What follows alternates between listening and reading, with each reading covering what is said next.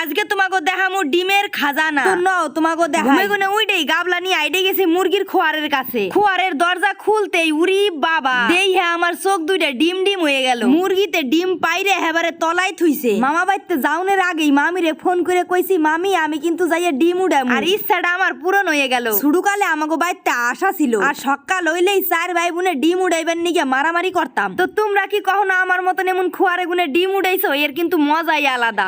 এবারে খাড়ি দেশি মুরগির ডিম তার এসে গাবলার মধ্যে কারি দিয়ে ডিম গুনে সুন্দর করে হাজাই দিলাম, কারণ এই ডিম গুনে উমে বইবো। তাই গাবলা হান আস্তে করে দইরা রান্নাঘরের কোনা কাঞ্চিতে নিয়ে থুয়ে দিলাম। মুরগি আই হ্যাঁ এই গাবলার মধ্যে বই হ্যাঁ 15 দিন পর্যন্ত দিব। ওই দেখো আন্ধারে আইছে মুরগি দিবে। 15 দিন পর এই ডিম গুনে ফুইডে বাচ্চা হইব। ঠিক এমন এই যে আশের বাচ্চা গুনার না। আর এই যে দেখো আশে উমে বইছে, আর আশের দেয় 1 মাস। 1 মাস পর ডিম ফুইডে তারপরে বাচ্চা হইব। দেখো প্যাডের নিচে ডিম নিয়ে হুসাইবেন নাকছে। ভাবছে আর ডিম আমি নিয়ে আইডে যামু।